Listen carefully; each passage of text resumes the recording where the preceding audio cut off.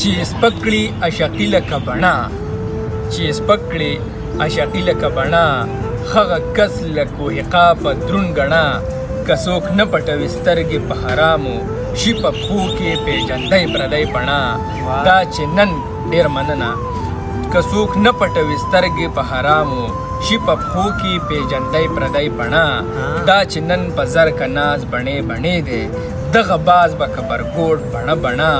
چې حمید اوږدوي لاس د یار زنخته کاش کې خاخ د ولي ونیسي مڼه داسې د ملګرو زما لاړخه د دیر وشیرۍ درې طاهر الله طاهر چې څومره مینوال دي هغو ټولو ته زما د زړه د کوره ډېره مینه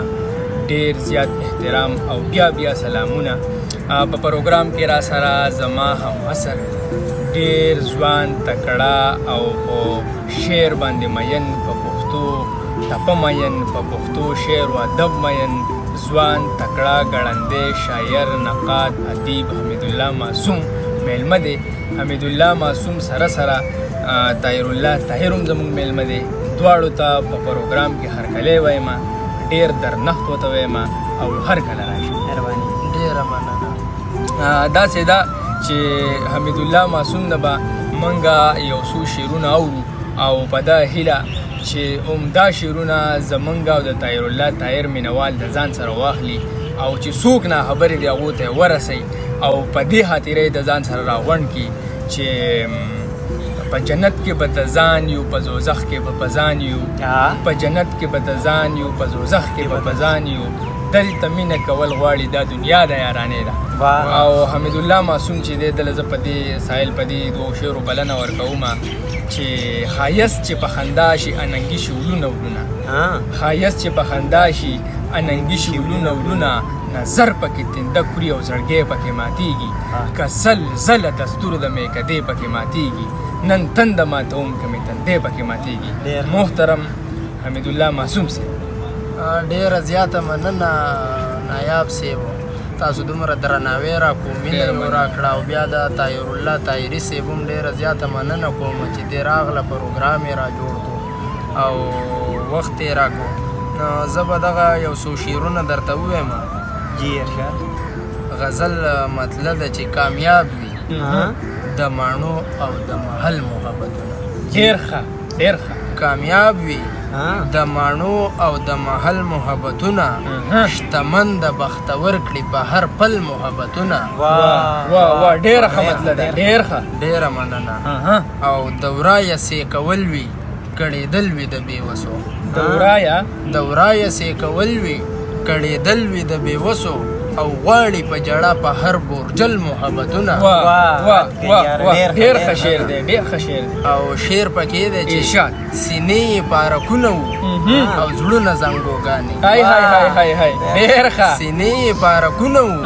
او زړونه زنګوګانې پرې وار په وار به خپلو زنګول محبتونه بیا ووایه دا شعر مننه سینې یې پارکونه وو او زړونه زنګوګانې پرې وار په وار به خپلو زنګول محبتونه ډېره مننه او اکثر له خوشحالیانې د بې قدرو غېږ له راوړي اکثر له خوشحالیانې د بې قدرو غېږ له راوړي نصیب شي د حساسو جړېدل محبتونه دا ټول ښکلي د خدایه سراسر وفا شي دا ټول ښکلي د خدایه سراسر وفا شي خواره دي شي فضا کې مکمل محبتونه هر ښه شعر دی یار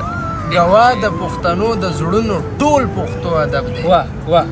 ګوا د پښتنو د زړونو ټول پښتو ادب دی ټپې د مینې ډکې یو غزل محبتونه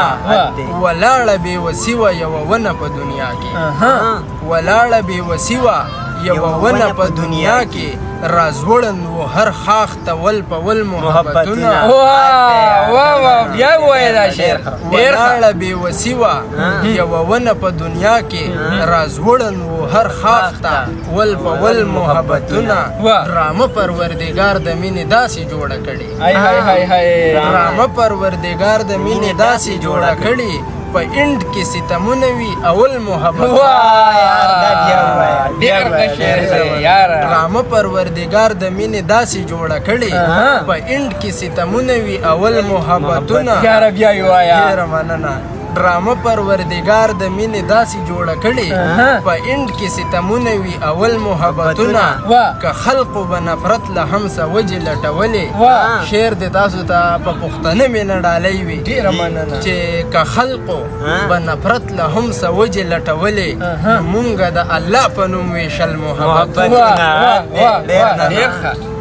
او د ټولو ګودرونو د چینو نه لمبې خیږي د ټولو ګودرونو د چینو نه لمبې خیږي مکارو معشوقو پکې سیزل محبتونه د ټولو ګودرونو د چینو نه لمبې خیږي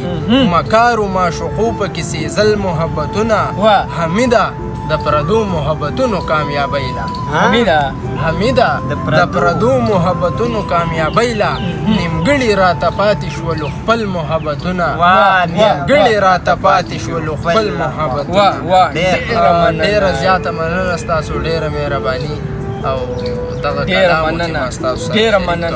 مننه ډېره شکریه ډېر خوږ جبې دومره خواږه الفاظ ما په اولني ځل واورېدل ډېره مننه طاهر الله طاهري صاحب ډېره مننه او د بل پروګرام دپاره زه ستاسو نه اجازه حمید معصوم په دې شعر باندې اخلم